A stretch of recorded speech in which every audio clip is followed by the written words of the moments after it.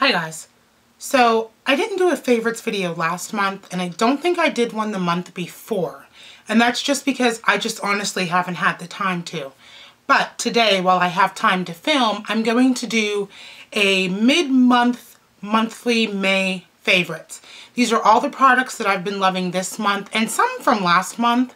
I only have 7 here because I want to keep it short and sweet. So let's get into it. First thing that I've been loving for the past couple of months is my Chanel Perfection Lumiere foundation.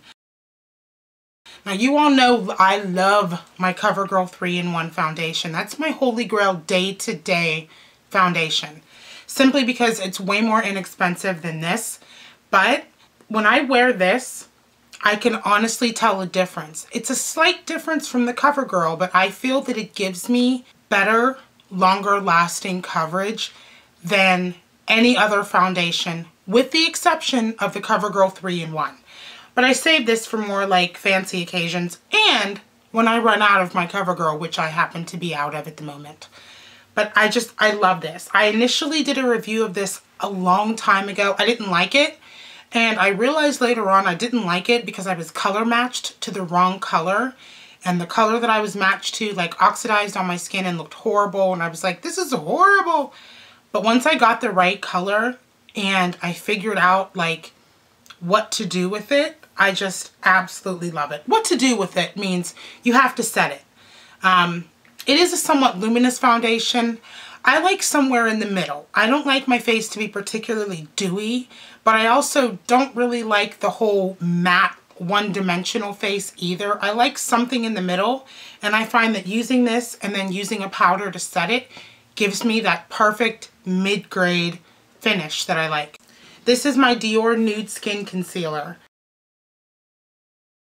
I purchased this during the VIB sale. There was a rep from Dior actually in Sephora, and he recommended this to me in the color number 4 Meal Honey. And I love it, because this shade is perfect. A lot of concealers that I have a pink undertone to them. I have more of a golden undertone to my skin, so even if I pick a shade that is compatible with my skin tone, the undertones in the other concealers just don't match with my face and look just not good.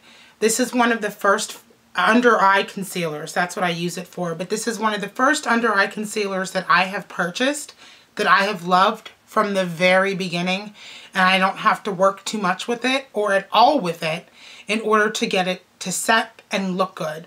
So I will be repurchasing this again and again and again. Next I have a mascara. Now I've always been of the persuasion that mascaras are mascaras. You don't need a high-end mascara. You can go right into Walmart or Target or your local drugstore and pick one up, you know, and you'll be fine. Until I purchased this, and this is Dior Show Blackout.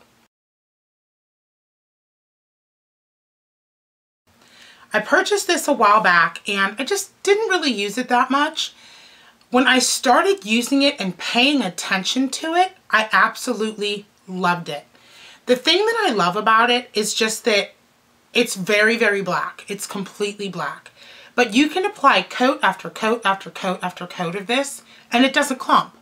The thing I hated about Benefit's They're Real was that it would clump and give me like spider vein eye things that I just hated. Hated it. But I put up with it and just worked with it because Benefit's They're Real is a really good mascara. This is better. I'm telling you. It separates, it gives you volume, it lifts, and it doesn't clump to make your eyes look unkept. But this is definitely going to be a repurchase for me. Hands down. Next, I have something from Bite. This is the Bite Agave Lip Mask. Now, first thing I want to say about this is, when I purchased it, I heard all of this hype about it. Oh, it's so great. It's so wonderful for your skin or for your lips, blah, blah, blah. And when I got it and I opened it and I applied it, it smelled like petroleum jelly, like Vaseline. And my first thought was, I just paid $30 for Vaseline. However, on the flip side of that, it does work. It does completely saturate and moisturize your lips. I don't typically use it during the day unless my lips are really, really chapped and I don't have any like lipstick or lip gloss on, which is rare, but it happens. While I think this works, and maybe I'm just not knowledgeable enough about it, maybe it has properties in it that petroleum jelly do not have, I just don't think that I would repurchase it again. I don't know if you guys can see, it looks like petroleum jelly. It feels like petroleum jelly, like it's sticky. It smells like petroleum jelly. So again, while I love it for the fact that it gives me so much moisture on my lips, this isn't something that I would recommend because I honestly just think they put petroleum jelly in a little tube, slapped Bite's name on it, and charged $30.